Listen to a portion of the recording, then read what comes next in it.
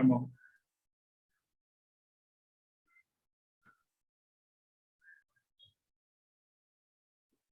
Hello, everybody. Today's session is going to be about pen testing. Prasanna, Bhaiya, can you remove this annoyed by others? Yeah. Yeah. Gauri, could you kindly help? Remove the what? Okay. It's fine. Okay. Yes. Today's session is going to be about penetration testing. Before we begin, let me introduce myself. I am Abhijit Mishra, and today I will be conducting the session along with Sumanth. These are the content or the topics that we'll be covering today. We'll start off with basic terminologies. Then Sumanth will take over the networking section. Then I'll give a quick recap on Linux command, which most of us have studied in first semester in IT workshop. We'll also write some scripts in Bash and execute them and see the working. We'll discuss hackers methodology in detail, which is divided into three parts here: reconnaissance, scanning, and enumeration and exploitation. And there are some more steps, and we can get really in depth in them, but we might cover them on a later date. So this is a statement that's quite true for me. We learn a lot of malicious things. Please use the knowledge gained here for ethical purposes. Do not attack your neighbors, your siblings, your friends, your classmates. Basically, do not attack anyone that you do not have explicit permission to do so. You can and will get into trouble for doing so. Now let's get started. So let us first begin by asking ourselves why should we do penetration testing? Well, let's start about talking about the jobs that we get after doing penetration testing. So this was the situation before COVID, and this will most likely be the situation after COVID as well. Most of the jobs in this field are work from home, that you don't need to go to office, COVID or not, it doesn't matter. And they have very high salaries, very high, because companies like, I'll just give you some statistical data on why this is happening. On August 2013, Yahoo, a company named Yahoo, on August 2013, had a data breach of around 3 billion accounts. And a similar data breach in November 2019 by Alibaba that had around 1.1 billion users' data stolen. Now, these amount to a lot of money. This is why penetration testers are paid so highly. And according to IBM's 2020 report, there is around $3.2 million loss accounted per data breach. This report was over 517 companies attacked all over the world in 2020.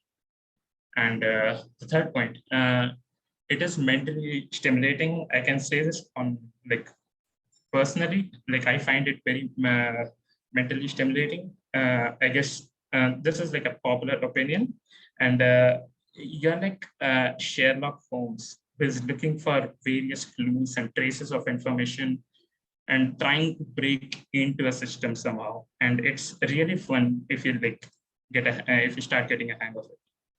And it is also reported to have a better work-life balance than most other IT jobs, like web developer, full stack developers, etc. Now, we found a reason why we are doing penetration testing. Let us understand what we mean by penetration testing. Penetration testing, also known as pen testing, is security assessment and analysis and progression of stimulated attacks on an application.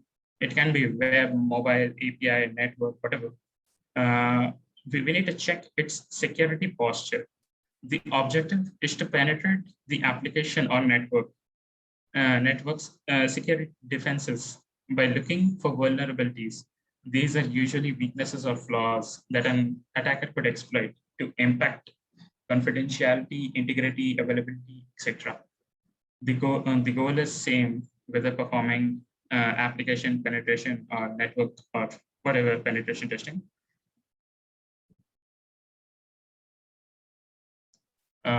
Now let's look at the different types of penetration testing, just so we have an idea.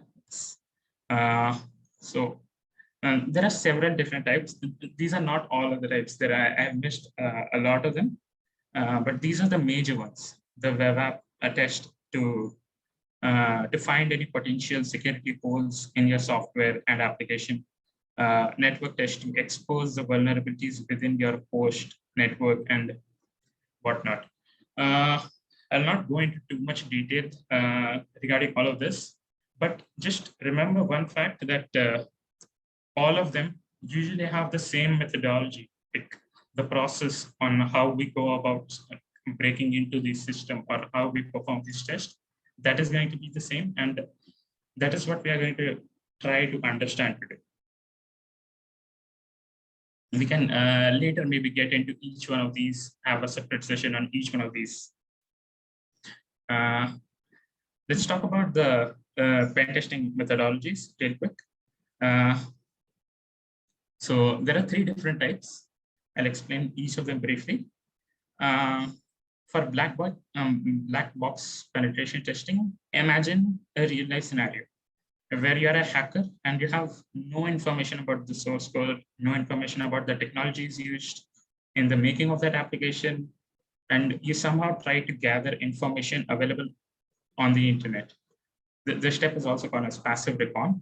And once you have an idea of what all the services are being used for, we can try to find some vulnerabilities from there and move on and try to exploit it in some way or the other. In white box penetration testing, it's like you work for a company and you have access to all the code, and you're basically trying to see from the inside that from where an attacker could attack from and try to prevent, try to fix those vulnerabilities. And gray box is like, imagine you are some third party and a company hires you to try and attack their system and try to find out all the vulnerabilities, and then later submit a report about it that I found this way to break into, I found this way, and this is a really safe way, and this is the most widely accepted method, often used by security experts. We'll be looking into the steps of methodology later in detail. We need to look at the software and the technical skill that we require for penetration testing. So these are some of the base here. The one I mentioned of the base section, these are like a must-have to get started. You definitely need a Linux OS, or at least a VMware with Linux on it. Now, I'll give reason for why each of these are there. Secondly, we need to have a basic understanding of how networking works and what are all the terminologies. Even if you Google search about something related to hacking, you'll get a lot of words, a lot of things related to the OSI models, ports, protocols. You need to have some information about this. So, and then the methodology, we'll be talking about this later. And tool familiarity. This is like a highly debated topic that with these tools, we cannot hack actual real things in big companies and the attacks that we see on the news every time. These cannot be performed with these tools. Well, that may be true in some cases, but for like some of our assessments, these tools will definitely help you. They will like it's definitely useful to get started. Once you start using the tools and you understand how to use them, later you can understand and you can apply your own knowledge. If you have some better scripts or something that you can write, and then you might as well like not use the tools. And now in the preferred section, these are something that it is recommended to have if you're looking a job in the security field, in the cybersecurity field. We'll not talk much about this, but you can just give all of these a Google search and you'll just understand the basic of what these are. Active directories, wireless attacks, and OSOP's top 10. This is like a really popular thing. And this is actually a link. You can later click on this and see for yourself. And this, the fourth point, this is for like people who don't have a coding background, unlike us. And the last is a strong set of soft skills. So if you know about Pentesting from before, you must already have heard about the bug bounty programs offered by sites like BugCrowd and HackerOne and whatnot. They offer money for finding flaws in systems. So there, like once we reach that level, we'll have to submit reports and we have to tell about the ones I talked about in gray box penetration testing. In that, like you're a third party and you'll have to submit a report to the company that hired you and listing out all the vulnerabilities that you found and whatnot. So you need to have great writing skills and be able to communicate properly. Next, why we are using Kali Linux. It is open source, Debian based, and it is geared towards security tasks. Now, what do I mean by this? By this, like it has over 600 tools for penetration testing and security analytics. And it has one of the biggest communities. So if you have any doubts or if you have some problem, most likely it will get solved pretty easily, or it might already be available online. And okay, let's now I would like to call Sumanth. He will talk about networking. Networking being one of the most important prerequisite for learning penetration testing. Now I would like to call upon Sumanth.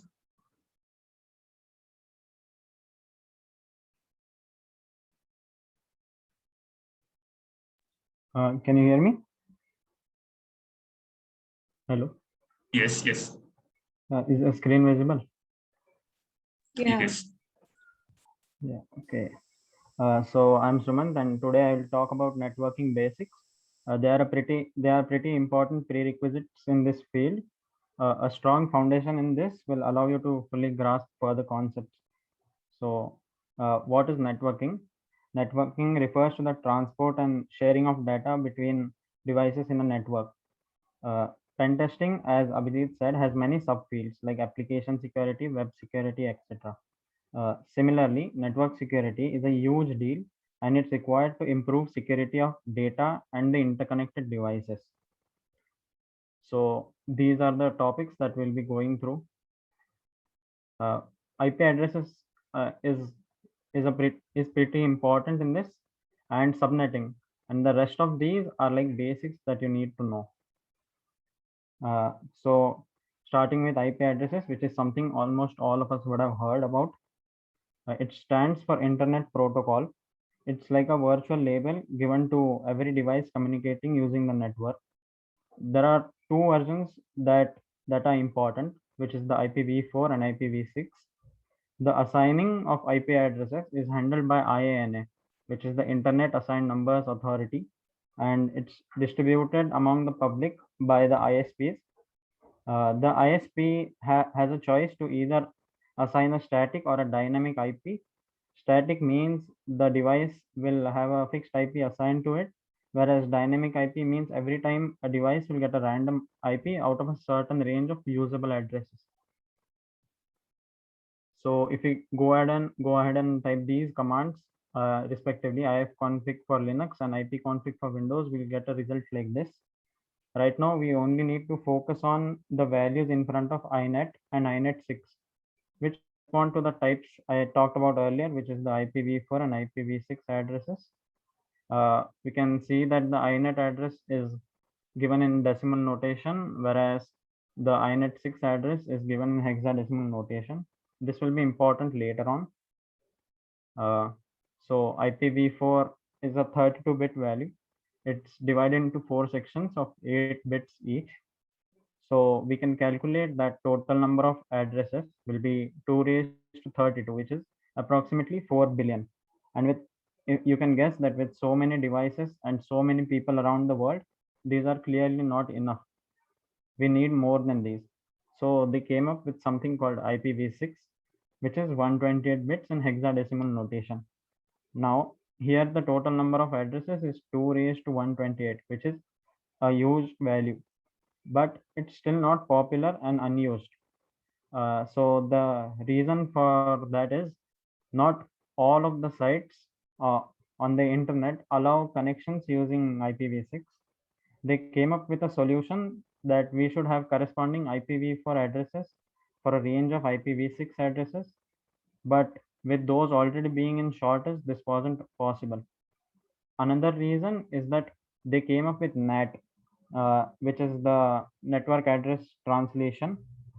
It was preferred over IPv6 for some reasons that I'll talk about in a few seconds. But some people still believe that IPv6 is required. So with IoT excelling so much, we expect a large number of devices, possibly billions, to be connected to the internet, and IPv6 will help with that. Also, IPv6 is set to handle data transmission and has security more than IPv4.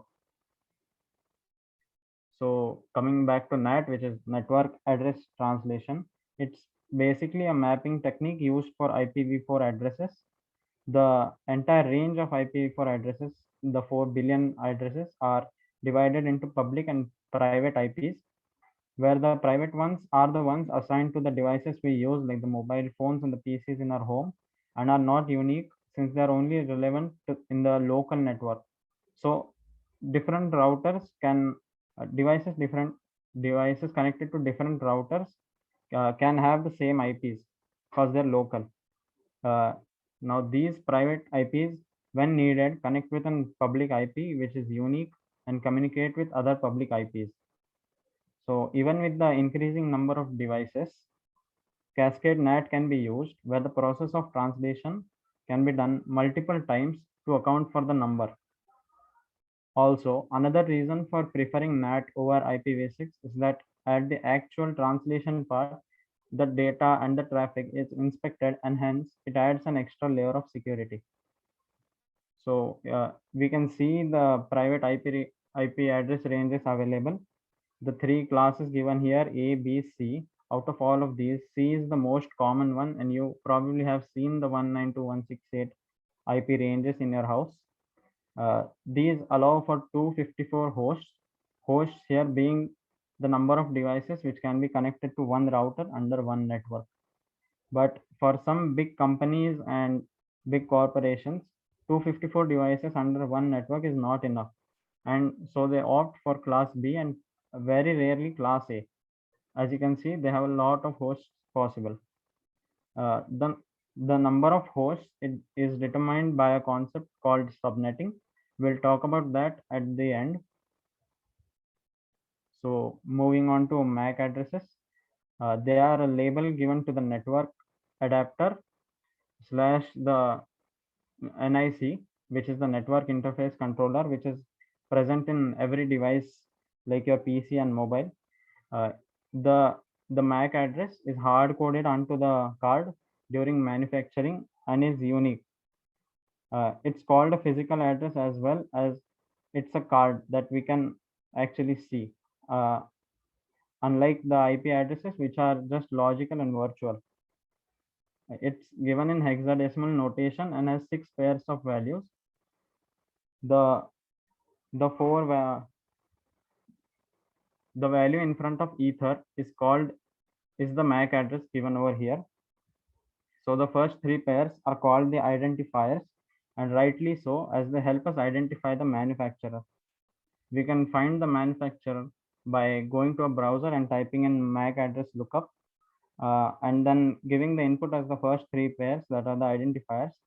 The result over here is VMware, since the VMs have a virtual NIC.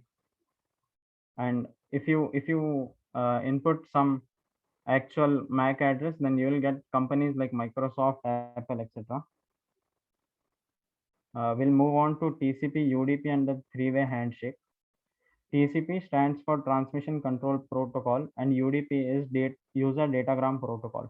A protocol is a set of rules that determines how the actual transmission of data between devices in a network will occur. Few of the differences between TCP and UDP are as follows. TCP actually establishes a connection between the two devices, whereas UDP is connectionless. Since there is an actual connection, TCP is more reliable, but ultimately slower than UDP. Examples of TCP usage would be in websites like HTTP and HTTPS domains, and examples of UDP would be streaming services or voice over IP. An important point to note is that lost data cannot be recovered and retransmitted in UDP, and it's only possible in TCP. These protocols are important in the concept of scanning, which will be showed to you by Abhijit later on. Coming to the three-way handshake, it's a three-step process of establishing connection using TCP. First, the client or sender will send a SYN data packet asking whether a particular port is open. The server/receiver will check and respond accordingly. If the port is open, it will send a SYN ACK packet back to the client saying that the port is open and you can connect. Now the connection is established with the client sending back the ACK packet simultaneously. This can be visualized with a program called Wireshark that captures packet data transmissions. Start running Wireshark and head on over to the browser to open any website. As soon as we do that, Wireshark feed will start filling up, showing all the data traffic. Now, if we look closely, we can actually see the three-way handshake. So over here, we can see that the client is asking to connect to, this is Google's IP address, asking to connect to google.com and sends a SYN packet. Since the port is open, Google will respond with a SYN ACK packet back, and just below it, the connection is established after sending the ACK packet back. Let's talk about ports. Ports are like virtual start and endpoints of connection between these devices that are connected with each other in the network. They are denoted by numbers, and all of them have their particular functions. They are not physical, and the total number of ports is 65,535. Some of the common ports and the numbers are listed over here. Under TCP, we can see FTP, which is the file transfer protocol, HTTP, HTTPS, which are used in website domains. And under UDP, we have something like DHCP, which is used for assigning dynamic IPs, or the TFTP, which is trivial FTP using UDP. The ports could also be common to both TCP and UDP, something like DNS, which is the domain name system. It's like a phone book where IPs are given names so that we don't have to remember them to access any site. Now we'll come to the OSI model. It stands for Open System Interconnections. It's a framework model of the internet which shows the communications and protocols required. It sets a standard for all the other network communications to follow. The model is divided into 7 layers. Those layers can be remembered using the phrase, please do not throw sausage pizza away, where every first letter depicts a layer. These are the layers, and a link has been provided to read more about. So For example, IP addresses are a part of layer 3, which is the network layer, whereas TCP and UDP are in the transport layer. Now, why is the OSI model important? As I said, it sets a standard for the protocols to be used, and it proves to be useful in troubleshooting because it helps with isolating the problem to a particular layer and avoids unnecessary extra work while trying to find out the errors. If we move on to subnetting, subnetting refers to the practice of having networks inside networks. It allows us to have multiple hosts on one network, such as the multiple phones in your house connected to one router. A value called subnet mask is used to find what part of an IP address refers to the network and what part refers to the host. A link has been given if you want to read more about this topic with examples. So if we look at ifconfig, ipconfig, we see something called net mask in front of inet. That's the subnet mask, which is also 32 bits.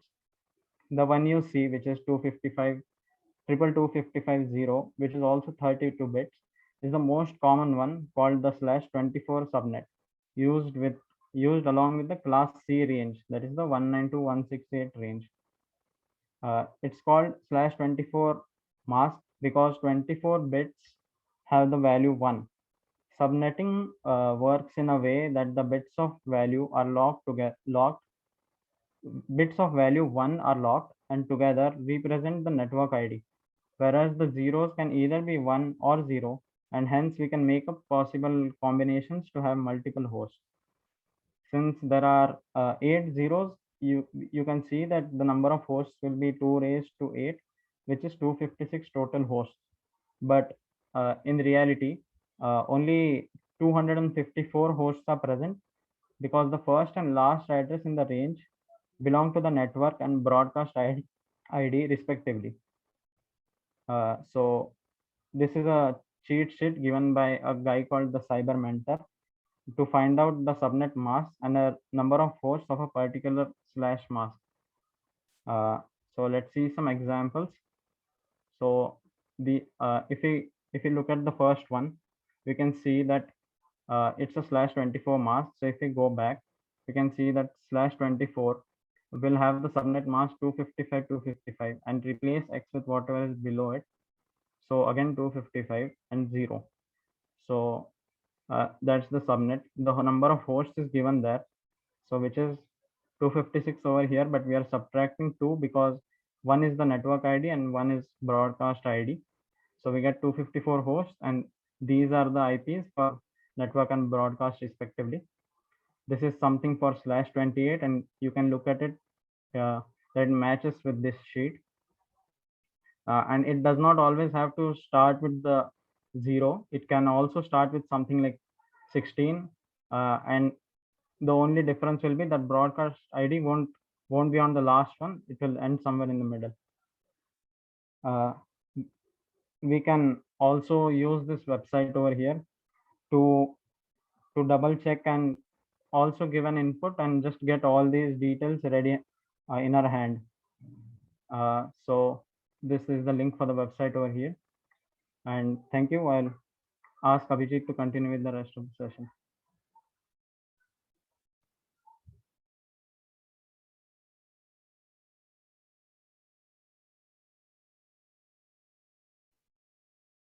Yes, Sumanth, that was absolutely amazing. Now, moving on, we understood all the basics of networking.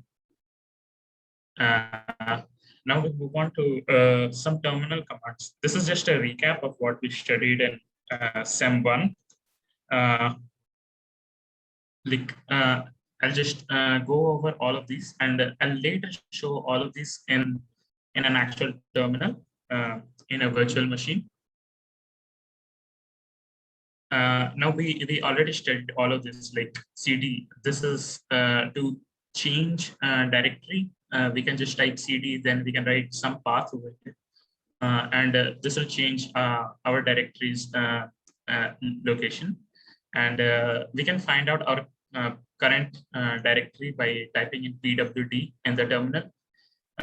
This is for reading files and concatenating files. This is command cat. And similarly, we have cp, mv, and rm. These are for copying, moving, and removing a file respectively. ls, this lists out all the files in a directory.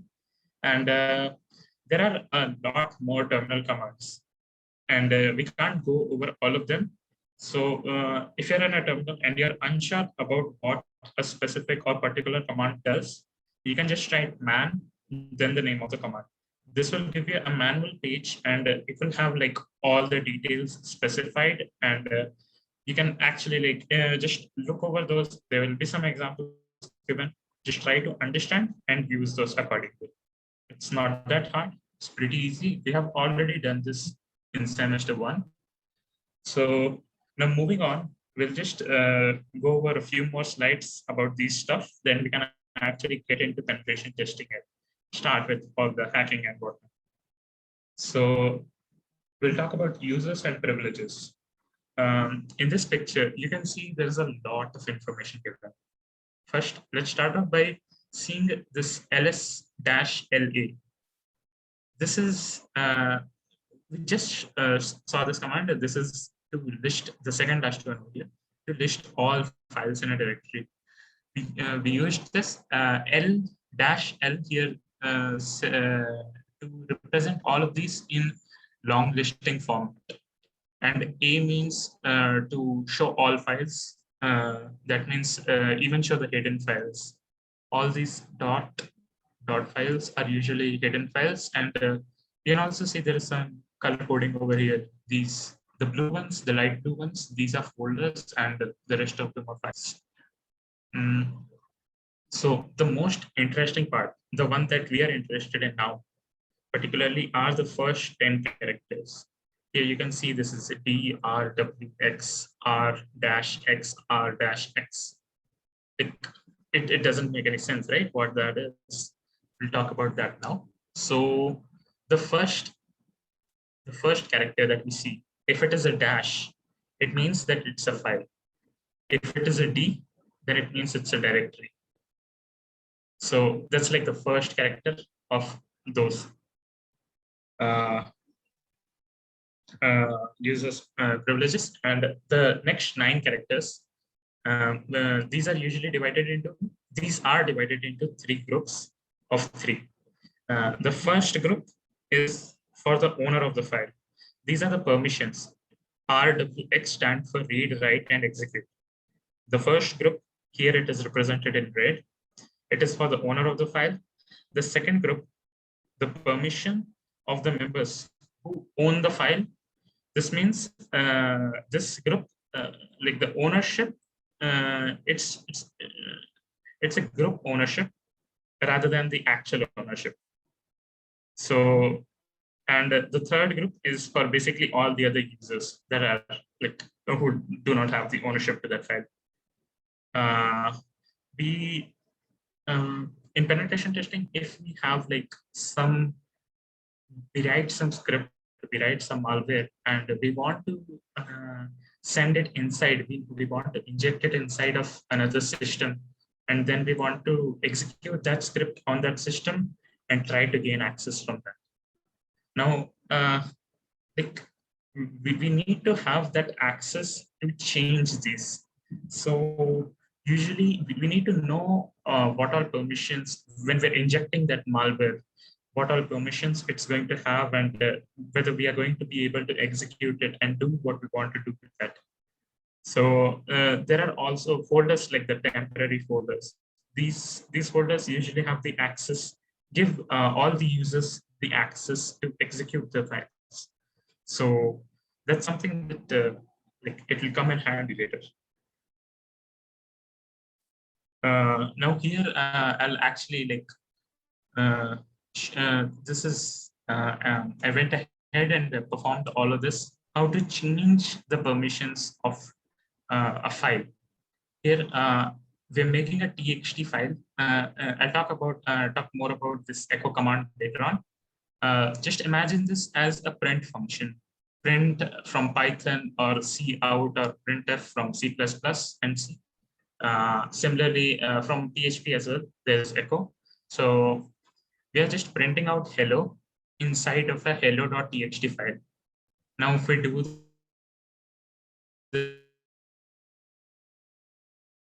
this listing of all these are the permissions that it has. The first is a dash because it's a file. The owner of the file, that's the administrator over here.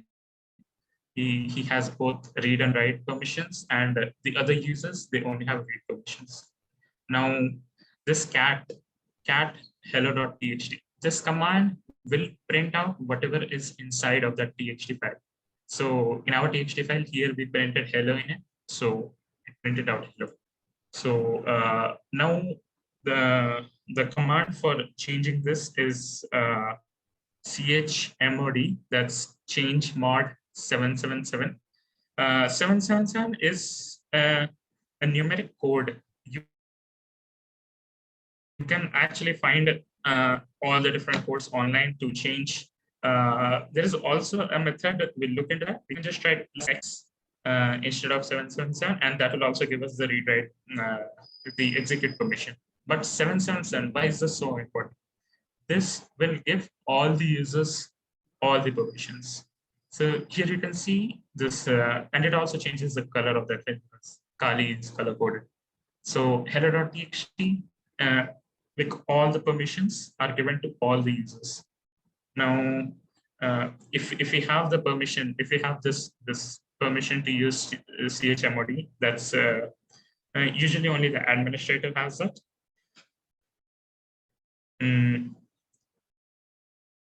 Now, okay, I'll explain later what X does. Let's just move on. This is viewing, creating, and editing files. These are very simple stuff, but I really want to go with these just like a recap. So echo hello. This is just a simple print statement. We are just printing out hello inside of the terminal.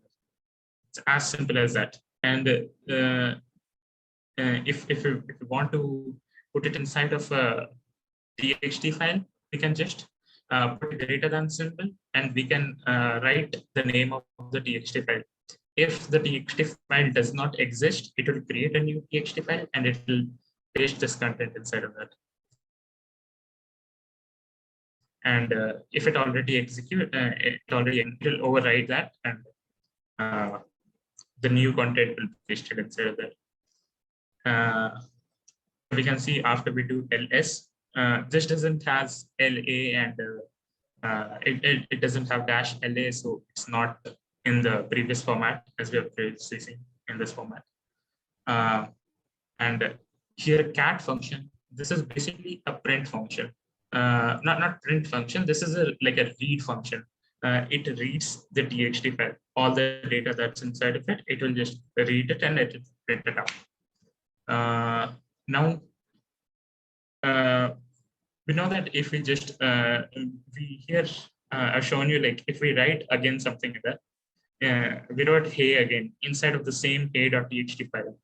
Now, once we do cat hey.txt, it prints hey again, but it doesn't print hello, which we have previously, hey, which we have previously written it.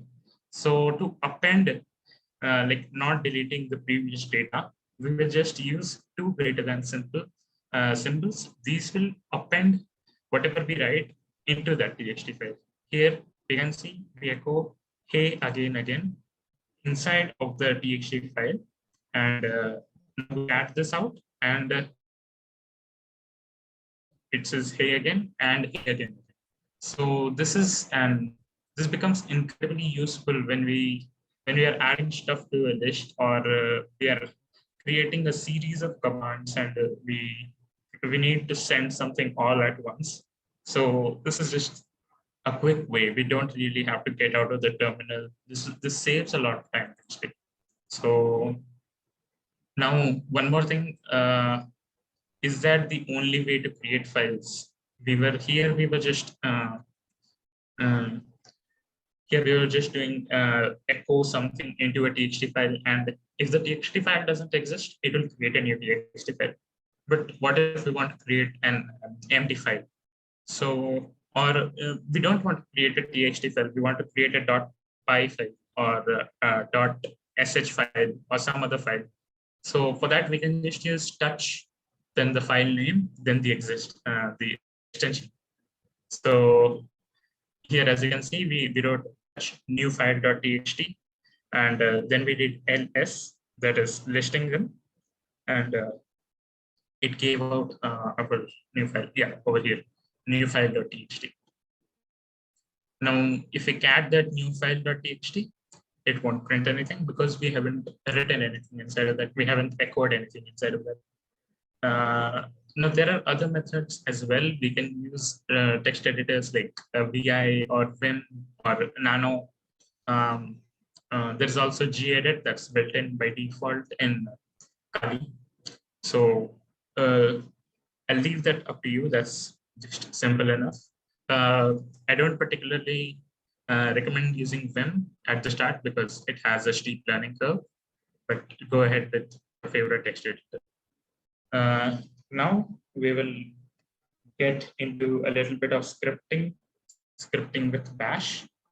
We'll be learning about some of these commands, and let me stop sharing my screen for 1 second. I will open up my VMware and we'll hop into the terminal and do some scripting.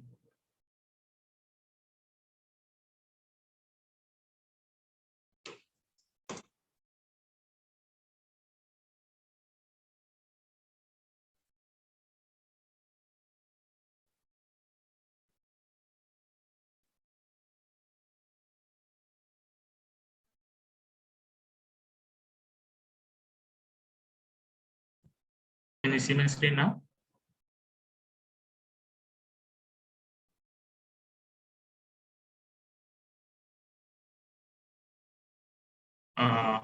Hello, can you see my screen now? Yes, we can see. Once again.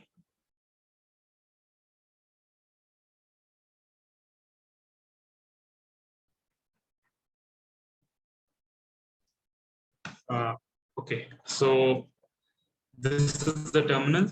I have hopped into my terminal. This is a virtual machine. This is not my real system. I have Windows, and I have opened up the terminal over here. I'm inside of the root. You can do this just by typing sudo sup. This will make you the super user, and you can get inside the root. You'll just have to type in the password once. So, I don't think so you remember all the commands that were written on that. The first one is grep. The second one is cut. Then this tr. This is short for translation. And these are basically 3 tools that we'll need. We'll write our first script, and we'll just try to get a basic understanding. This is something of a prototype model for Nmap. Nmap is used for scanning, and it is a very good tool. And this script is not going to be anywhere close as good as that.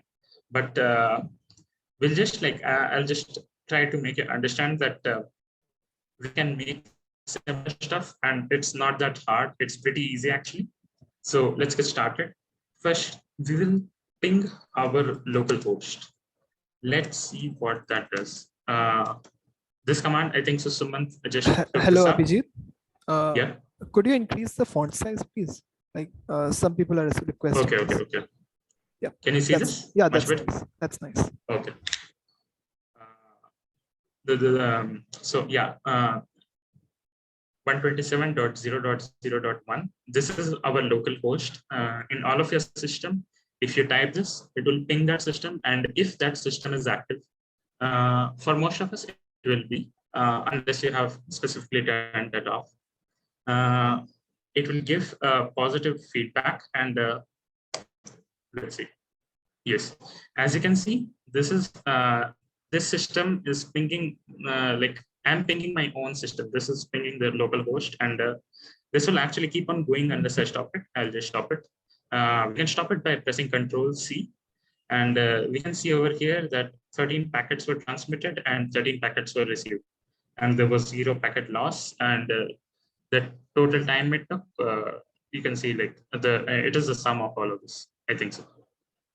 So now. No, we don't want, no, what do we actually want from here? What I'm trying to do is I'm trying to create an IP sweeper. It will just scan all the active addresses, IP addresses that are live. So in our case, this one, we can see it is live, and we can see over here 127.0.0. This is like what we want. Okay, so if I just clear this, and now we saw that it doesn't stop, right? The pinging doesn't stop. So what we can do is we can type -C1. What this will do is it will send only one packet. Previously, if we don't write this thing, then it will continuously keep on sending the packets. It won't stop. But if we do -C1, this is basically saying that it will only send one packet. As you can see, only one packet was transmitted and only one packet was received. And I didn't have to press Control C; it did it automatically on its own. Now, let me just ping some other network or some other address that is actually not live, or something that doesn't exist. I'll just write, yeah. This is like I've written 5 digits. This is absolutely wrong. There is no address like this, and I'm just pinging this to show you what result you'll get if you ping something wrong. So basically, you don't get anything. Now I press Control. Once again, let me just type some other address. I guess 168.1.50. Yeah. Yeah, as you can see, 4 packets were transmitted and 0 packets were received. There is 100% packet loss. This is the time that it is. So as you can see, this is like the type of response that we get if we don't find anything. If I ping the same thing with -C1, I don't know. Yes. Same response. Now we'll just you understood, like we'll have to stop it and it gets kind of buggy. So let me just to make an IP sweeper, we need only the useful part. And how is that different from the one like we get when it wasn't working? There was no IP address. If you saw there was no IP address. There was no 64 bytes coming back from the address that we pinged. So this is like we get this idea. If you're writing a program and you only want to extract this address from, so what are you going to do about it? Yeah. So first, in our case, we will try to extract the line that has 64 bytes in it. Okay, this like this string, if this is present in a line, we will try to extract this first. Then we'll try to extract this, the fourth object in that string, and then we'll try to remove this colon. So let me just show you actually how to do that. It will be much simpler if you actually see how to do that. So what I'm going to do is I will make a ping.txt file and I will write all the content inside that. Now you can see this is the one I just showed you. This command, I wrote a greater than symbol, then I wrote a txt file over here. All of this content is probably inside of this ping.txt file. Let me just cat it out and show you. Ping.txt. Yes. So see here the same thing. Now what we'll do is I'll type out the command. This is the first command. As you can remember, I wrote the grep command first. grep. Now I have already actually done this today morning, so you can see it's already showing up. Now we'll just do this for now. So what this is doing is this is like grabbing that specific line where this string is present. In this txt file, you can see there is only one specific line in which this string is present, and that's the second line, 64 bytes from, with the spaces exactly the same. So what will our result be? It's only this specific line. And this, what we searched for is already highlighted over here. Let me just clear the screen. Yeah.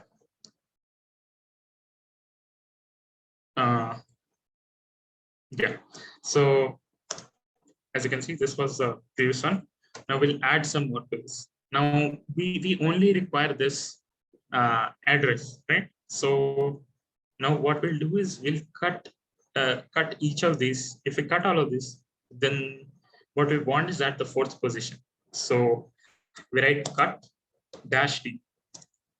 Then we give space. It's like this. Dash. What was it? F. Yeah, field and 4. Now this is almost close to what we want. Now there is only one semicolon at the end, and this is exactly what we want. Now what the cut function did is it's taking this delimiter. This is necessary. This is a necessary argument. This is cutting at every space. So it's cutting over here, it's cutting over here, it's cutting over here, over here, over here, over here, over here.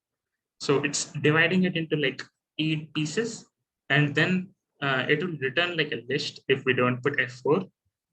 This is the fourth, this is the field, short form for field, -F. And we want the fourth field because first, second, third, fourth. Fourth is like what we need over here. So this is our output. Now we want to remove the last this colon, and then we'll get our like final output. So we did one more -tr-t and this colon inside of it. This exactly gives us the answer that we require. And if we can do this process repeatedly for an entire subnet, then like we can like, this is basically stripping all the IP addresses and telling us which are the active ones and which are not. So we'll actually write a script, and we'll see like how to write the script, a bash script, and we'll see how it works. Okay.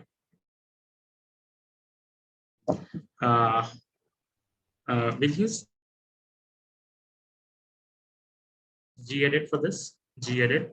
We don't use scanner.py. We just write ipsweep.sh. Okay. This is a simple text editor. This is like a notepad for web. This is basically the same as notepad. There is nothing different.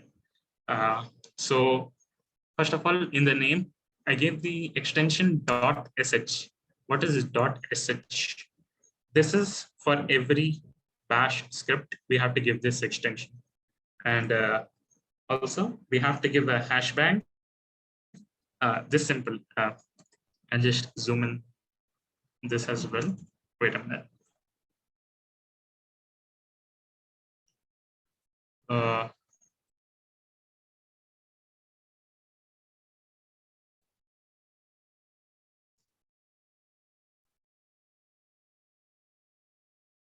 There is nothing there to zoom in, I guess.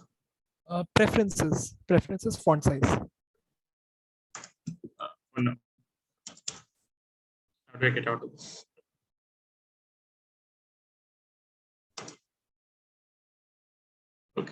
preferences, font.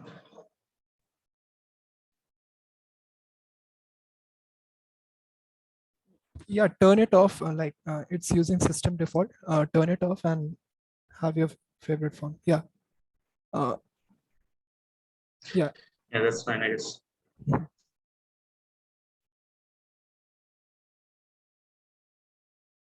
Now, hashbang. If you remember for HTML, how we had that some header we have to give like /HTML, and then we wrote the rest of the body. This is similar to that. For a bash script, we always have to give this no exceptions. Now, I don't assume any of you know how to write a bash script or like in bash language in general, but I do assume that you know C, C++, and a little bit of Python. If you understand that, that's great, but no problem, even if you don't. So we are going to write a for loop, and I'll just actually write this out first, then I will do explaining step by step every word, every line, but just see what I'm doing and try to make sense of this. I think so you will understand this.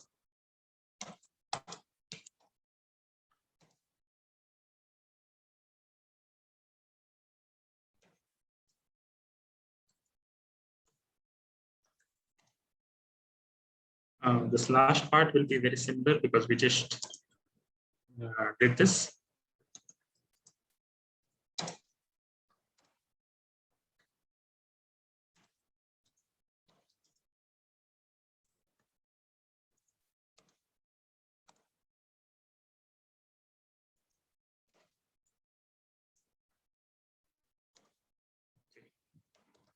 So this is the entire script.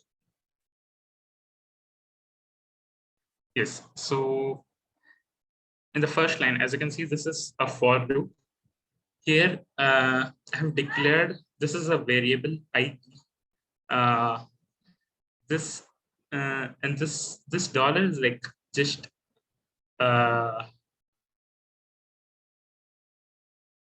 like representing that this is like somehow related.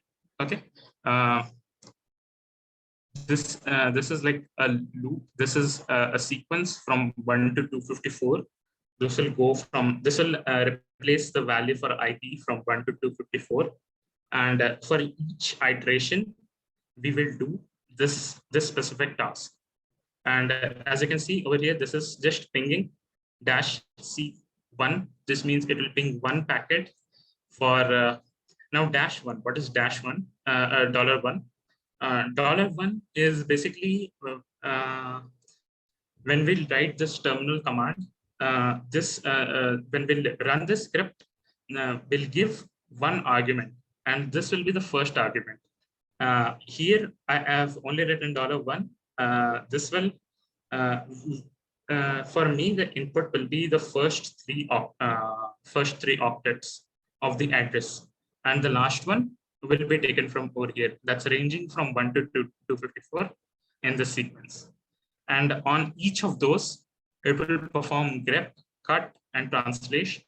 And this is pretty simple. We just went over this. Once I actually run this, you'll get a better understanding, I guess. So this is to run each of this in the background.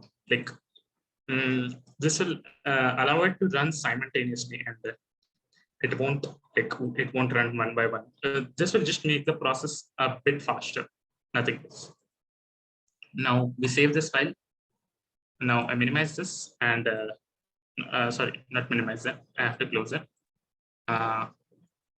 Yeah. Once again, just let me see ls. Now in this, we just created the ping.txt over here above. And now we have one more file. This is called ipsweep.sh. Let me just clear the screen once again.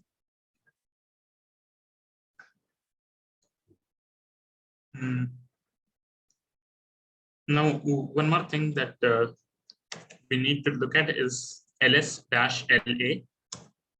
Yeah.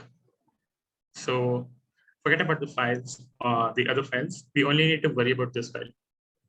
Now, this is a bash script, and we have to execute this. And clearly, this does not have, for any of the, like even for the owner, it does not have the executable permissions. So we'll have to change mod -x IP suite. Over here, yes, plus IP suite. This will change the permission. This will give the execute permission to all of them. Or instead of this plus X, we can also write 777, and this will do the same thing. But 777, we have already seen that, and just do X. Let's see now. ls-la. Yeah. Now, as you can see, we have got that execute permission in all of them.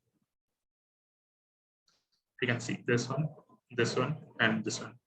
Now we can actually run this file, and we can see. So /IP suite sh1 dot. Actually, first I'll run this on my local host, because that's we know it's active. So this basically pinged us. This made our work so much more easier. Imagine if you had to check all of them which are active, and you went about like pinging each one of them one by one. It will take a lot of time. Now this just shortened our work so much. Now imagine I want to ping some other address. So we'll write that /. I didn't explain this / earlier. This is just to run any script. We'll have to write / before. So keep that in mind. And let me just check our what's our IP address. And this Ifconfig command, I think so Sumanth went over this. This will give out all the INET and netmask and INET6, IPv4 and IPv6 address. And we're actually not that interested in that. Okay, Control-Shift. Yes, Linux has some different commands than Windows. It will take a lot of getting used to this. Now let's do this. Control-Shift-V. Yeah. So as you can see, this is okay. There were only supposed to be 2. Okay. This 192. This one 129. This is actually another VM. We will be later looking into this, and these are actually all the IP addresses that are actually live currently. Let me go back to my presentation.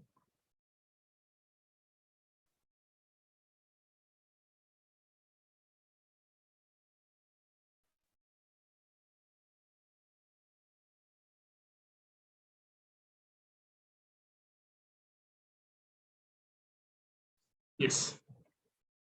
So we have looked at writing a script with bash. Used all these commands, the grab command, the cut command, and the translation command. We wrote a script. We used a for loop, and we basically made an IP sweeper. It's a pretty impressive, if you ask me. Now, let us actually get into the basics are done. Now, we can actually get into hacking. We can really look at what are the different stages, what we can do with these. So I'll start with the first stage, that is called reconnaissance. This stage is also known as information gathering. And there are 2 different types. One is active and one is passive. Also, don't imagine all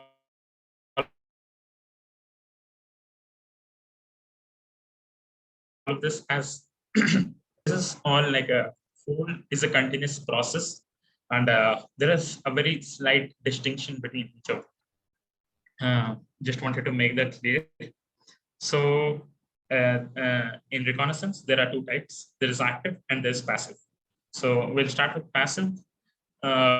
This is like you're trying to, you have a client and they want to search, you want to look someone up. So you go to their LinkedIn, you go to their Twitter, you look at all their photos, where they work at.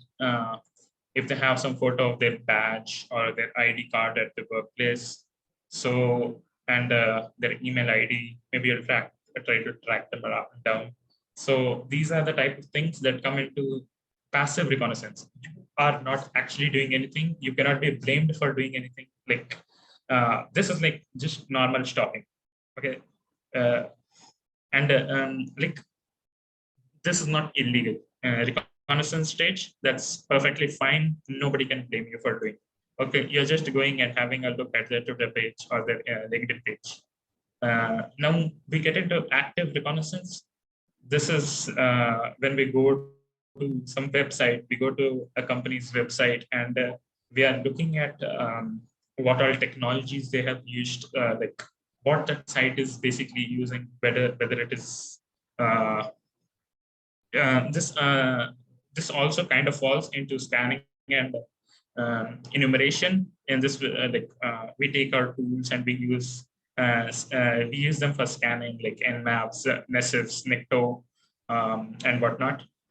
Now, what we're actually trying to do over here is looking for open ports, looking for vulnerabilities, and what turns on this result, we can also perform enumeration.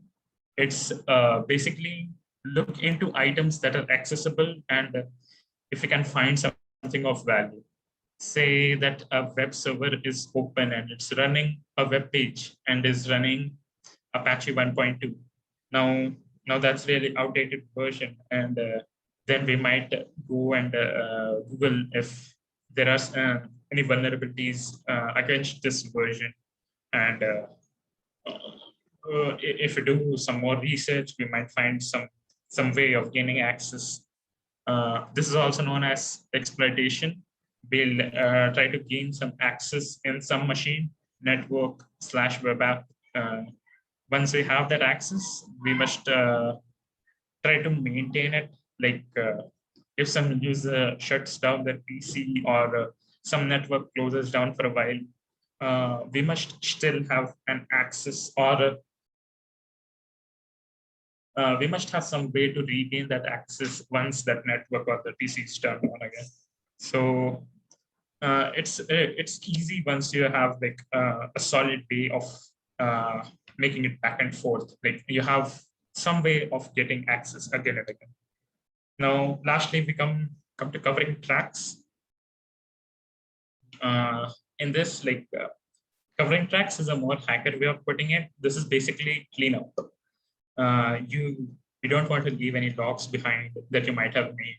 If you sent in some malware, you might have to delete that, and if you uploaded some sort of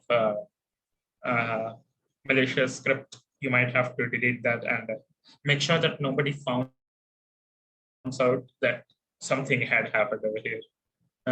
This is basically like if you're working like a third party, you're working for a third party, and they just asked you to just write a report on all the vulnerabilities that they found. So you're just basically trying to clean up so that the actual workers who are going to look into it later, they might not have any problems like, okay, this is not supposed to be here or something like that. So now, lastly, only one important thing that we need to take over from here is that this process, this whole cycle, this will never change, even though the tools might change, the attack might change, but this methodology will never change. And we'll have to perfect ourselves in this methodology. regardless of the tools that you're using. Now, now we'll talk a little bit more in detail about reconnaissance. So here we'll only be talking about mostly about finding subdomains and fingerprinting. There isn't much to talk about data breaches and target validation. This is really not important, not at our current level. This is much more of a real world approach and not required at all. But I'll still I'll just give you a brief. Like when you get a web or a post assessment, the first thing that you want to do is target validation. But we are not going to do that. We'll just, as a beginner, I would recommend that you solve boxes available on websites like TryHackMe or Hack the Box and whatnot.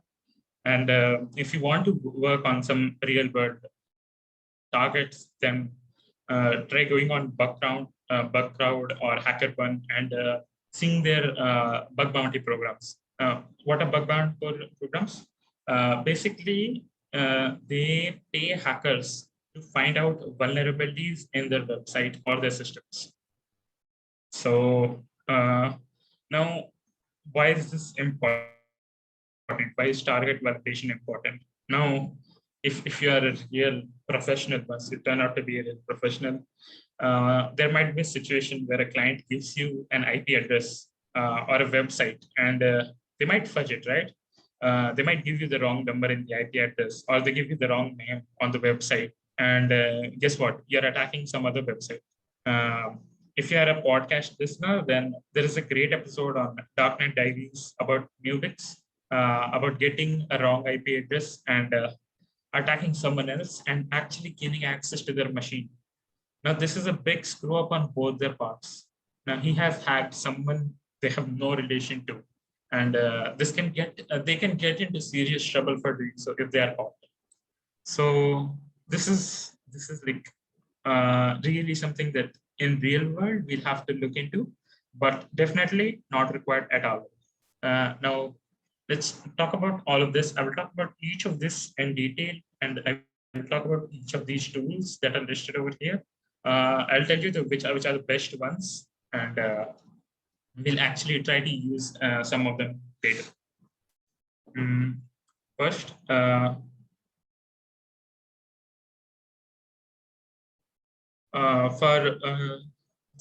fingerprinting, we need to know, like, okay, for finding subdomains, these are like if you go to some website, like if you go to big website like Tesla or Amazon or Google, they will have hundreds of subdomains. They will have basically thousands of subdomains if you are really trying to look for all of them. It might take a lot of time if you're doing it manually.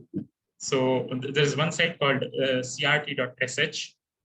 Just Google search this, and you'll find one website, and you can basically manually search for subdomains, and you can actually do this just by searching on Google.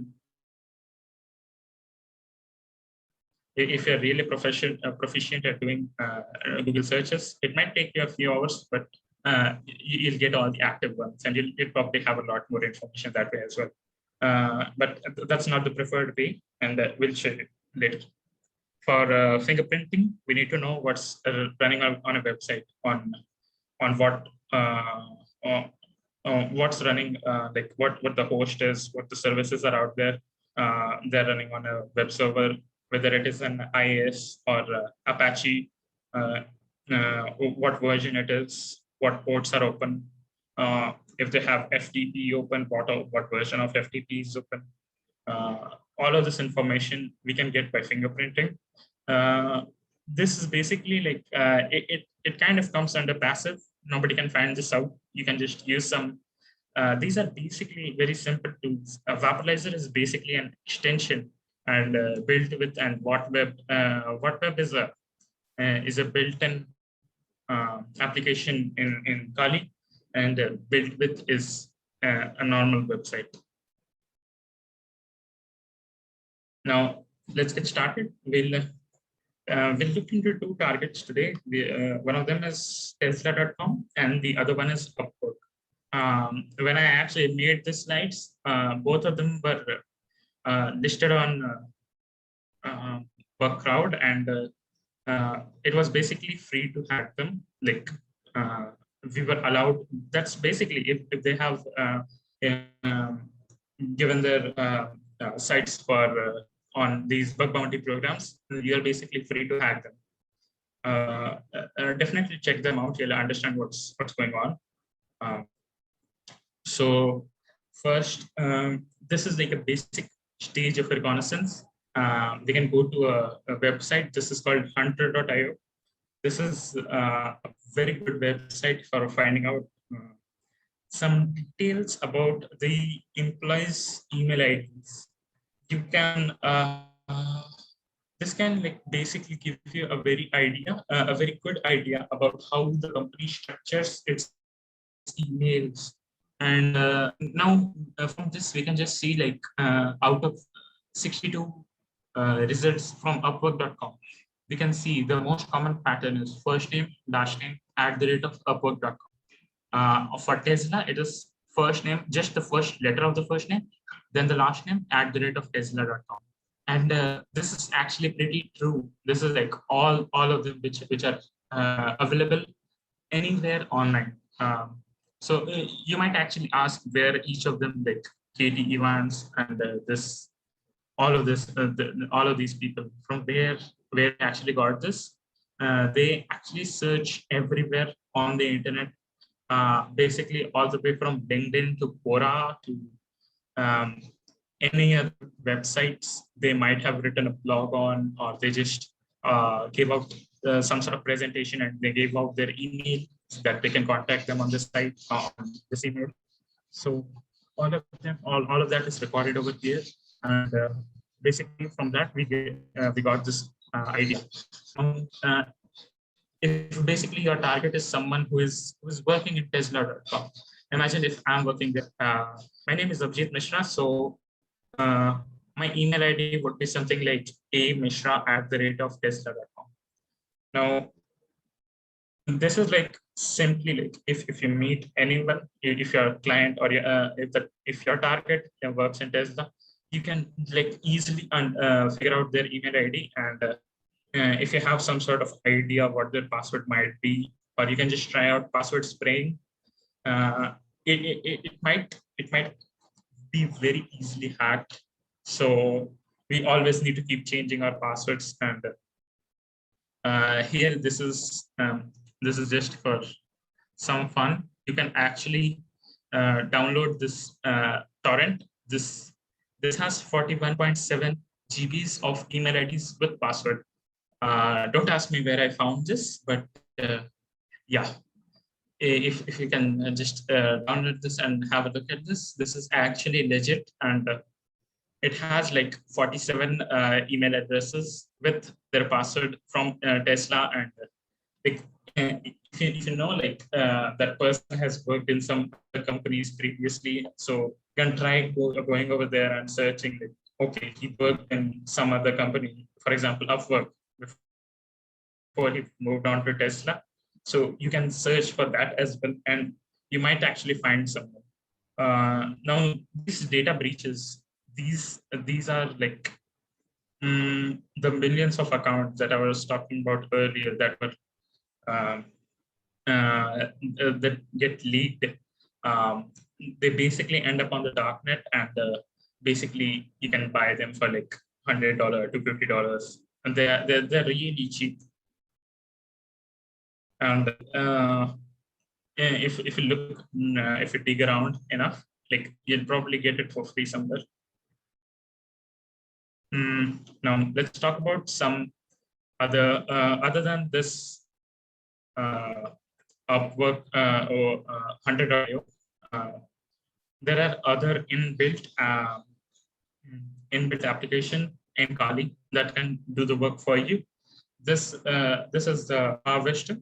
Here, as you can see, this is just if you type in the harvester, it will just give you this how to use it, and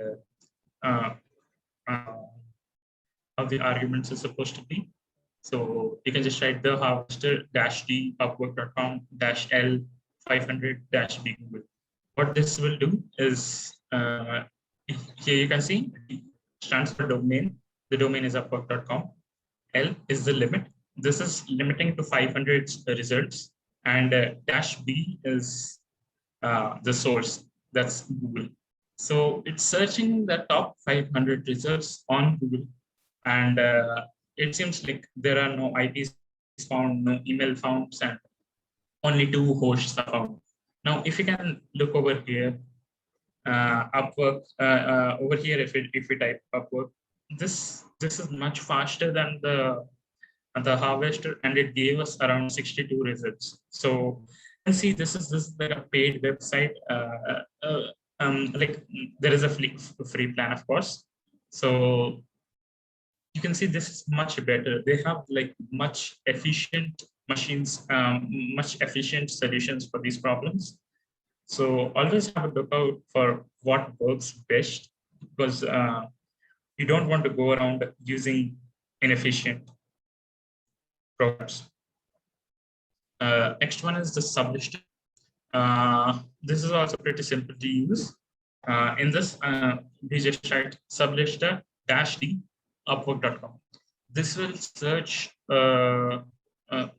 It doesn't have all those useless arguments. It will just search everywhere, and it will give you a whole list of different subdomains. Now, one problem with this sublister is that it doesn't always give you the live subdomains. Some of this actually might be dead. So you might have to go and verify how many of them are actually alive and how many of them are dead. So something for that is TomNomNom HTTP Pro. You can go to GitHub and download this. This has like this is pretty popular, and it can actually just if you put all of this in a TXT file and put this inside of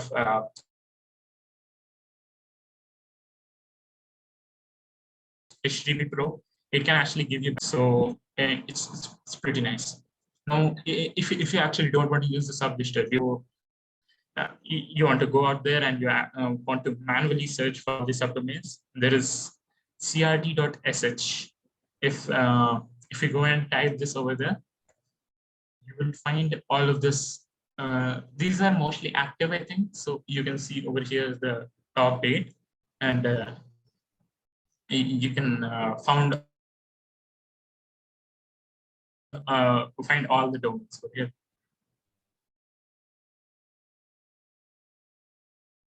Now, finally moving on, this is fingerprinting.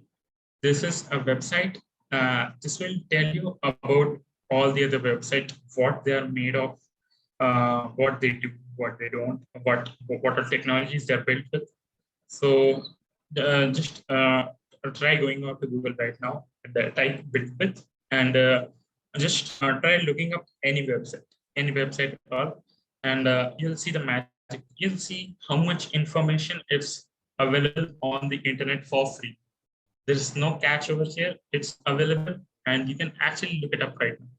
And similar, this is an extension of Vaporizers. This is for only from Firefox, I think. This also does the same thing, but it doesn't have nearly as much information as built with.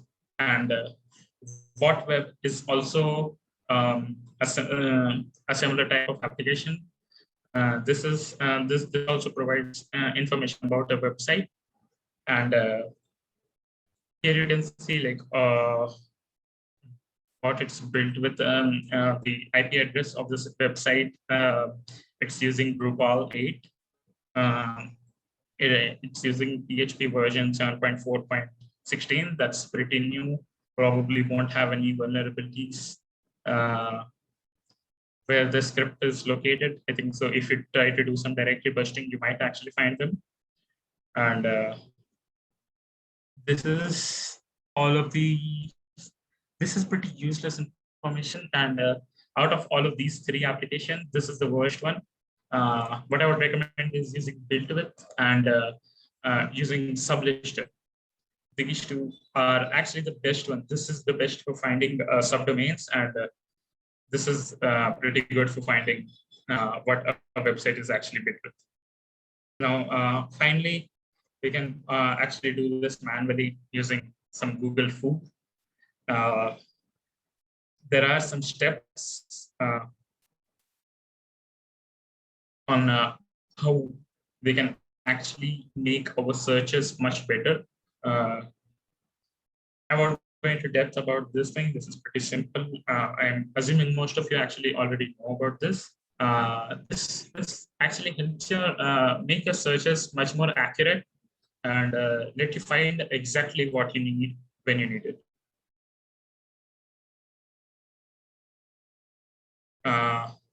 There are some more steps over here.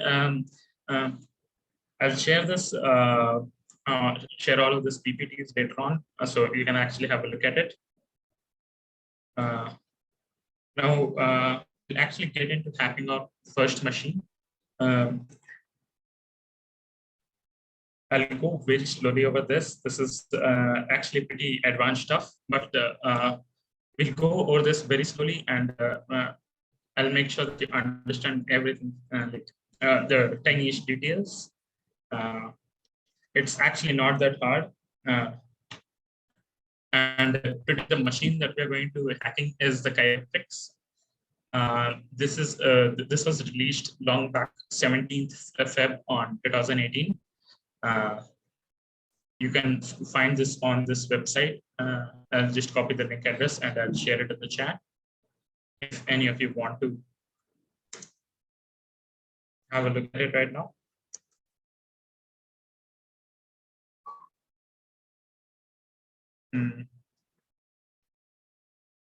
I'll just start up my VMware, and I'll start up the Kyoptrix box as well.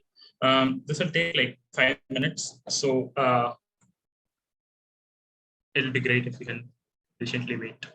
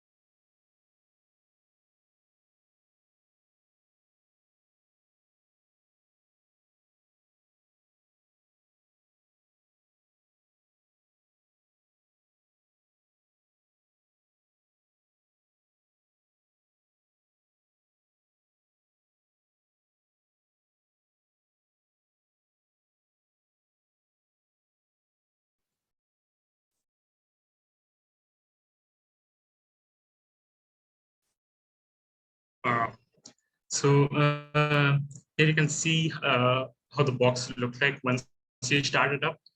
This is how it looks like. This basically like wants you not to use this and just trying to figure out how it works. We'll have to always keep this open while we are trying to hack it in the background, but we basically won't be doing anything over here. We'll actually just work on our Kali machine. Let me switch to that.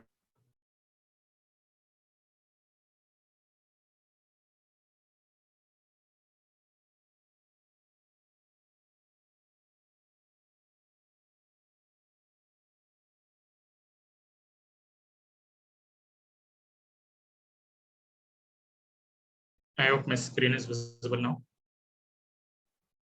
Yes, it's visible.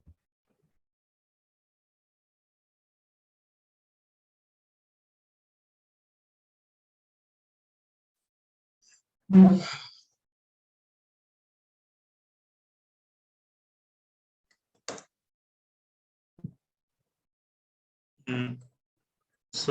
I won't be giving you the exact steps on how to solve this. I will give you a brief overview, and I actually want you to try and solve along, or at least try to have a look at the steps on your own. You actually don't need a lot of information to actually be able to solve this. There are like very few commands. If you just try to Google search the little clues that you find on the box, if you do some normal searches, you'll actually find out the expert on your own. There are exactly 2 methods to solve this box, and we'll be looking at the Samba approach. Let's write ifconfig. Here we can see our IP address. This is our INET 4. This is the IP address. We need to copy the first 3 objects, Control-Shift-C, and then we'll use a command called net discover. Okay, I have done this already today morning, so all of these commands are actually already over here. So as you can see, it's just this is an address resolution protocol. This will detect all the machines on the network, basically on my network, and press enter, and yeah. So here you can see .1, .24, and .254. These are already present in Kali by default, and our target is this specific machine. That's 192.168.140.129. This is our target. I would recommend that you open a notepad and save this somewhere. I already have this saved on my Windows over here. Now the first thing that we'll do is we'll scan the network. The most popular tool that's out there is Nmap. Nmap is the most widely, like before a few years, it was known as the best tool for scanning. It still is pretty good. If you see, like it works on 80% of the assessments with a target, with unless a target has a really high security level, that's like the real life scenarios, but not in practice boxes like Dioptics, of course. And most of the boxes that you'll find on Try Hack Me or Hack the Box, Nmap will just work fine. Okay. We'll use Nmap. It used to be completely stealthy, and now, let me just tell you why it was very stealthy. So before, like there was not much security, like 10 years back. So basically what Nmap does is it sends a SYN packet, then it receives a SYN ACK packet. Now, in usual case, as someone told us, we'll actually we'll send back an ACK packet and we'll connect to the port. But this doesn't do that. It sends back an RST packet. This is a reset packet, and it's like it's saying like just kidding, I don't want to connect. Yeah, that's it. Like this actually used to be considered as the most stealthy operation until quite recently. Yes, and now we'll I'll actually write down this scan. Okay, it's already coming up, but this actually is wrong. This is not correct. I will just write it down on my own. -A. Now we'll write our target's address over here. Yeah, that's the target address 192.168.140.129. If we search this, now this is starting an Nmap scan, and this will bombard us with pages and loads and loads and loads of information. So let me just talk about this command for a while. Here we have nmap dash t4 dash p dash, then dash a. Now, what are these three things? These three things are pretty important. You need to understand those. So T4 is the speed. This usually takes this can take over 5-10 minutes, sometimes over 3 hours or something. So you always have to think about the speed. And using T4, the speed can vary from T1 to T5, 1 being the slowest and 5 being the fastest. I'm using T4 because we don't really have a lot of time. We have to finish this before 6:30. The problem with T5 is why we shouldn't use T5. T5 can actually miss some codes sometimes. Yeah. Our results are actually back. Let's not focus on that now. Just look at this command T4. This is the speed. T4 is out of 5. Just imagine this as star gears. So it's on the 4th gear. And dash P. This is if we just write dash P, if we don't write this dash over here, then it will only scan the first 100 ports. And as you know, as Sumanth told us, we have a complete of 65,535 ports.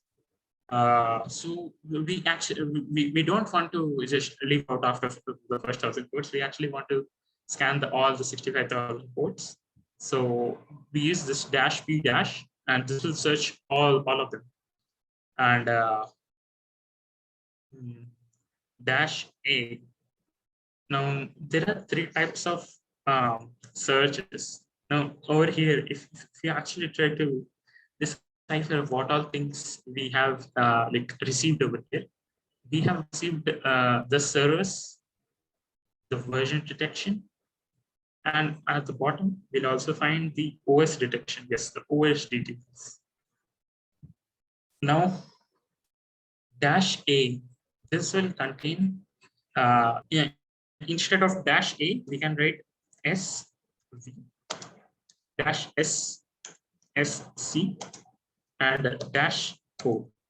What these three things will do. The dash SV is for giving out the services. Then it will only give us out the services. It won't give us out the version, and it won't give us out the OS details. So we actually want all of them. So we wrote so dash SC. This will give out the details about the script scan, the type of script they are running. So and the dash O. This will give out all the OS details that we can find. These are all the OS details over here. All of these 3 things combined, these are together equal to dash A. Dash A, this will search all of them.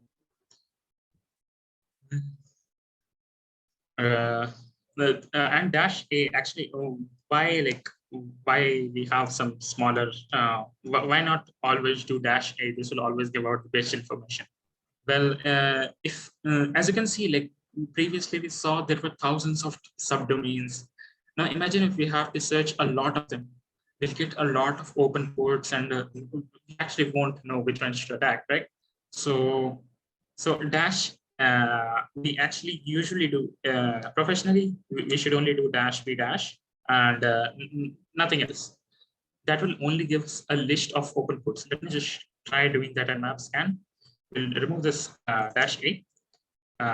This will only give us out the open ports, I think, and this will be much faster than that. If you can see over here, I think so. This will give a timestamp or how long it took. No, it wasn't. Yeah. So over here, this search, and this you can clearly see it was much faster than the previous one. And you can only see over here, this is such a small result. We didn't get any script detail. We didn't get any OS information over here. So now you can see we only got 1, 2, 3, 4, 5, 6 open ports over here. Now, what you can do is you can actually write a script that can do this Nmap scan, and then this will go inside a TXT file, and then you can grab all of these ports, specifically these specific numbers, and using a script similar to the one I just showed you, and then you can just run only these 6 ports for -A-.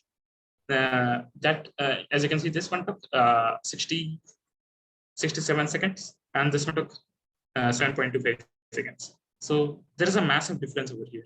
If you multiply this by like 100 or something, then it makes so much more difference. It's like you can save 10 times time, almost 10 times. This is something important. You should keep this in mind. And now let's actually look at our scan result, the -A- scan results. Here we'll find a lot of important information. The first one that we should look at, this is OS details.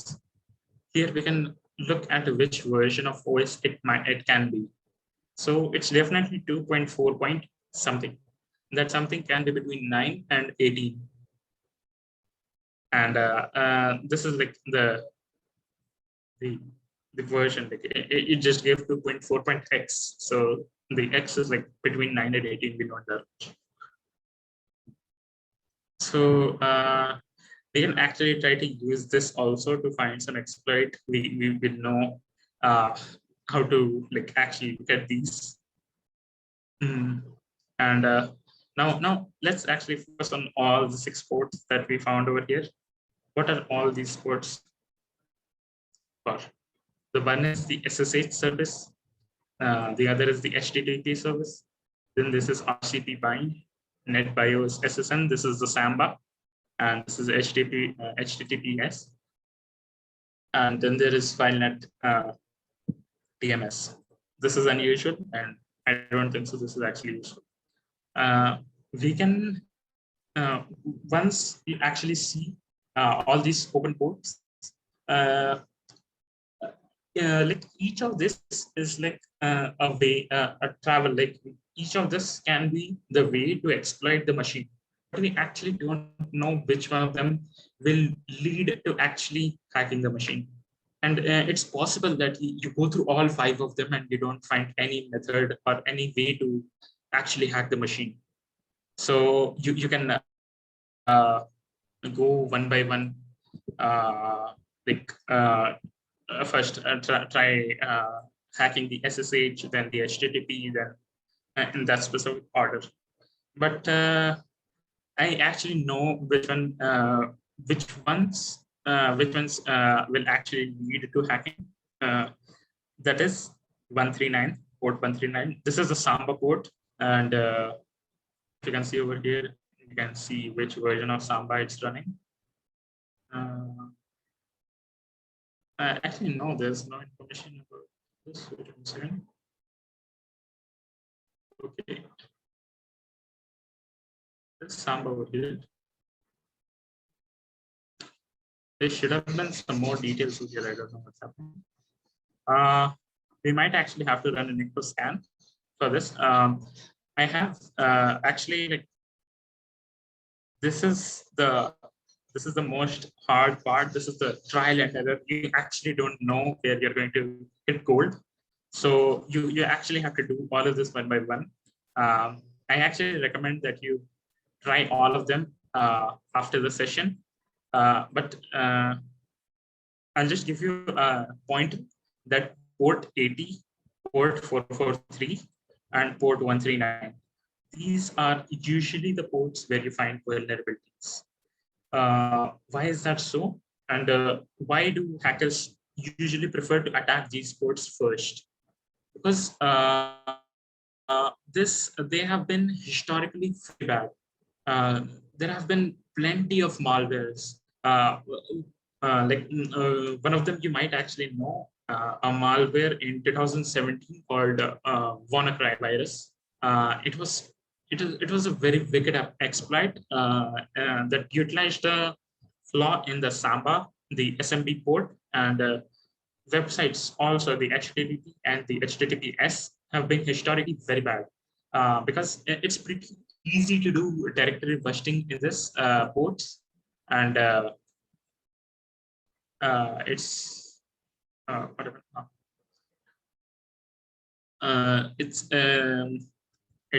They have historically been very bad, and now let's have a look at this code 22, this SSH service. Why we don't prefer to attack this first? Because this has actually historically been very hard to crack. We usually do not have a very good way of getting a shell back, and which is actually a very common way to attack. So like as hackers, as penetration testers, we are trying to look for a low-hanging fruit. We are going to try to attack whatever what's juiciest first.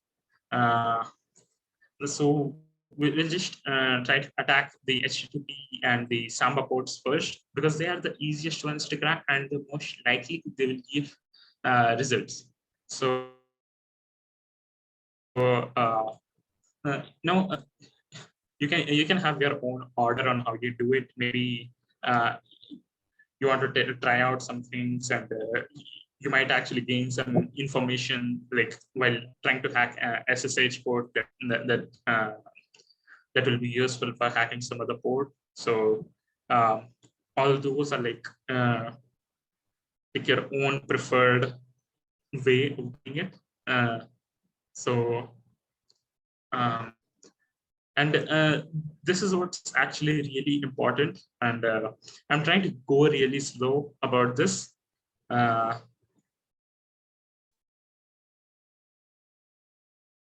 So let's actually have a look at the website once again. So I have this site already open, http / then like just leave this and just open this one. This is the site that's actually hosted on this this HTTP port on port 80. This website is hosted. This is actually the default web page of Apache server. So now, why is this? What this tells us about this our target over here? And now, if you can see, like one port was open, and it actually doesn't have anything on it. It's just the default page. Now, why would somebody just open up an HTTP server, a service running, and not use it in any way? This is just the default page. There is no point in hosting this online. So now this leads us to say that the target has very poor hygiene, and we can actually try to exploit this. Here, if we try to click on some links over here, we actually don't find anything useful other than this. We actually get the version of Apache that it's running. We might have gotten this from, yeah, we got this over here, 1.3.2.0. Yeah, and here that was actually through an Nmap scan, and we actually cannot confirm that, like, whether that was correct or not. But now we have actually proved, like, okay, this is 1.3.20. So this is the type of thing that that would go in a report writing, like, okay, this specific Apache was open on this specific server on port 80. Like all the information are given. If imagine there was some name given of the server, so we can actually have a look. It might give us some information about how the naming of the server is actually done.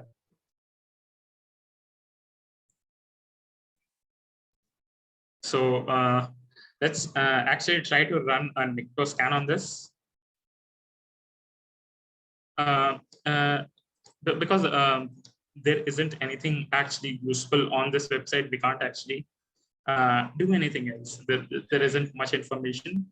We'll just try to run a Nicto scan, maybe try to gather some more information, some useful information.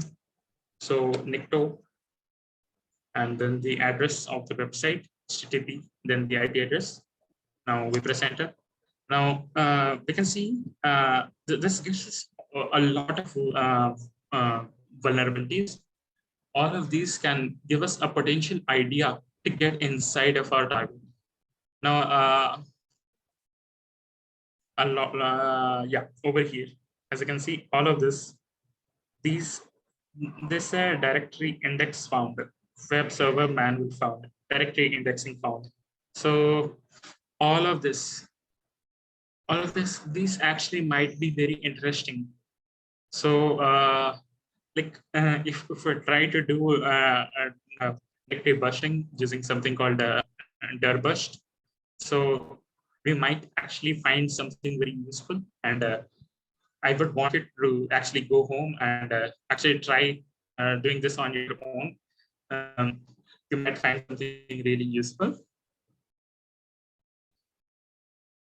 And yeah, so we actually won't be doing any directory busting, because this can actually take several, over 20-30 minutes to actually get the results from the directory busting. I have already tried that out.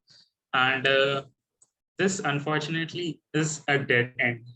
And we can't actually move forward. There is no useful information in this. And all of this lead to a dead end after doing directory busting, searching through different folders and directories for hours. There is actually nothing that we can find. So yeah, and you will have to face that a lot while doing penetration testing. You'll run into a lot of brick walls, and you just have to try to maintain that dedication and move on ahead. So I'll actually leave this up to you guys to actually go out and try directory busting. Now we actually get back to our Nicto scan. Here, let's try looking at some other vulnerabilities, some other exploits. And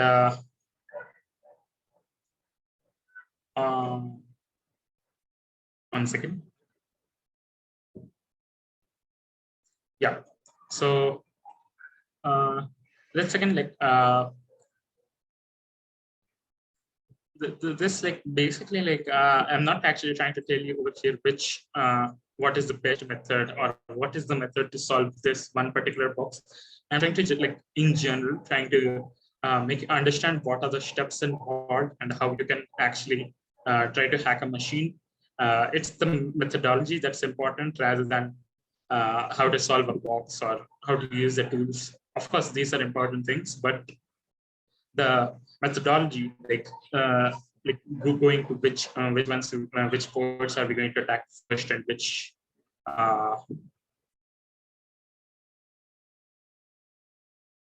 and having a proper methodology.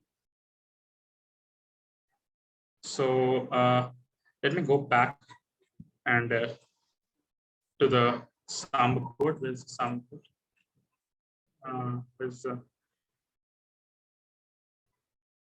Wait a minute. The Nmap scan is gone. We actually usually have to save all of this or make sure that we have another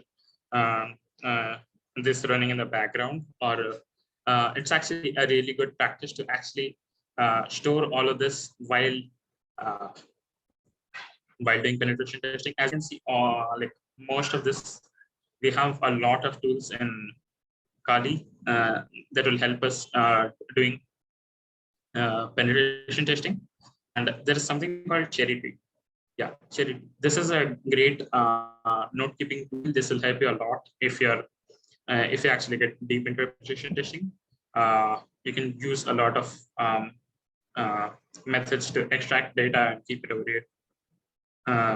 It's a great tool for writing for report writing.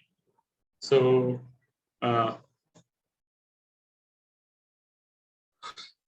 let's talk about the 139 port, the Samba port, and nearly towards the end of our session. So now, if you're unfamiliar with what is Samba, Samba is a server message block protocol.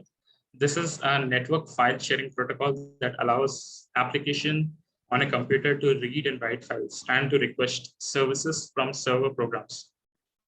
This is like usually, think about it like you're in your work environment. Let's say you have a drive, you access. It's not like your common drive, and and you access the drive to upload the files and download the files, and maybe some of your coworkers can also see those files. This is basically a file share. You can look this up on Google. One great thing that we did over here was we did -a, and as we can see, this actually didn't give us all like a lot of information about the 193 port, the Samba port. So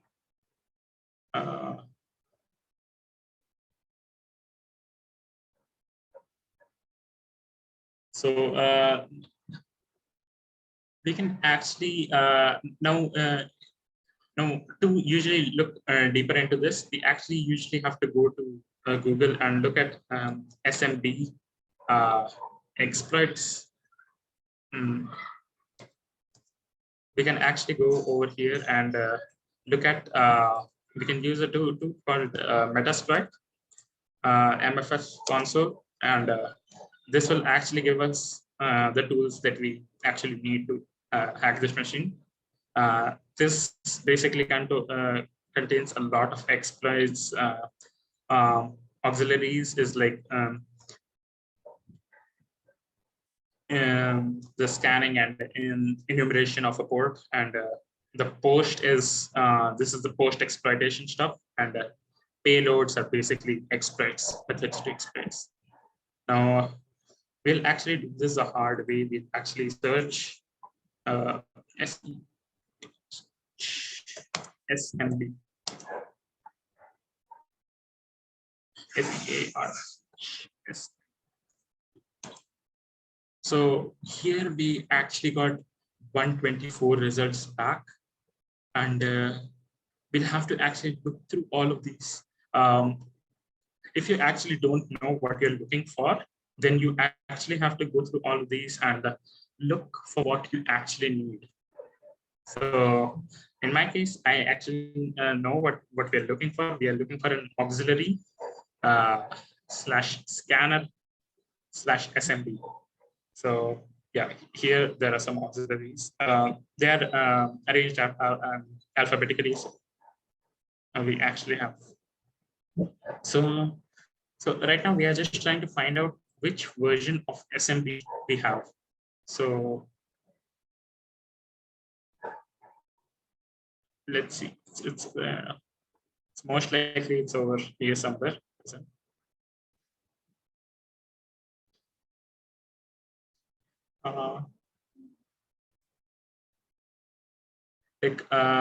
Yeah, this will take a lot of time if you search for it one by one. I actually already know what my version is, so I'll just use this one. Now, this actually opened up the auxiliary scanner, this version, specific version. Now, I'll just type info. This will give out some things, some information. We don't really have any use for this. We just go to options, and we'll search for set our hosts. Then we'll type out the address 192.168.120.129. The R host is now set, and let's just run this thing. Now, yes, here we got the version Samba 2.2.1a. Now, this might not seem like a lot of information, but this is what we need to actually hack the system. This is the most important the piece of information that we need. We can actually now look for just Samba 2.2 exploits, and you usually have to do a lot of Google searching for this, but for us, that's not the problem. The first one, this is actually the way how we are going to actually exploit our machine. These are the 5-6 steps, and basically, if you follow these, I definitely recommend that you try this out. If you follow these 7 steps, you will gain access to the root. And with this, we have basically come to the end of our session. If you have any questions, me and Sumanth will take them up now.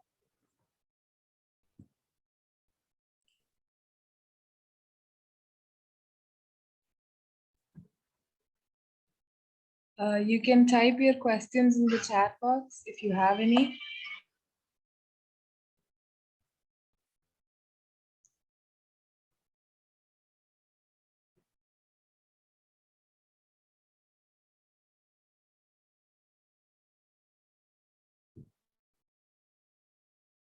Okay, so I'm assuming that there are no questions. So thank you, Abhijit and Sumanth, for handling this session. It was very informative. And okay, yeah.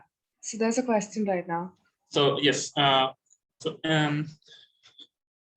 this, what you need to do is definitely, now this is basically you hacked your first box. So now you can actually head on to Hub. That is a place where a lot of easy boxes, you can sort that out to your own understanding, what you find easy, what you find difficult. And you can have a look at a lot of different boxes and try to hack those one by one. Maybe start with easy boxes like Chioptrix. Then there is a whole Chioptrix series. And there are other sites like Try Hack Me. Then there is Hack the Box. Hack the Box is pretty difficult. Try Hack Me is really good for beginners. You can try that out. And once you get really comfortable with using the terminal, using all the different tools like Metasploit and whatnot, then you can try Hack the Box and doing really difficult questions. Then you can actually, I have mentioned a lot of stuff in the preferred section that's like really good for your job. So if you go back to that and have a look, you can look into Active Directories and whatnot. The OSOP's top 10. I have provided a link over here.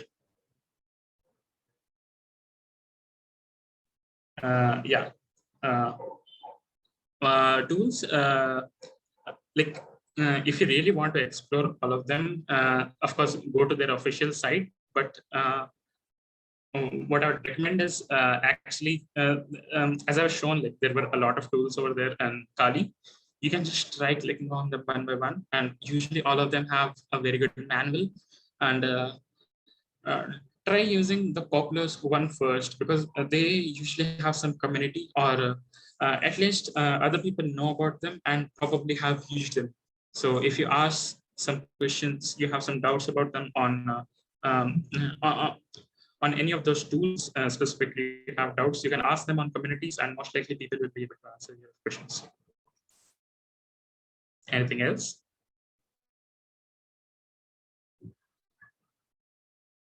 Yeah, well. Yeah, all right. So thanks for the session. And if you have any doubts, you can contact either of the hosts. So yeah, it's over right now.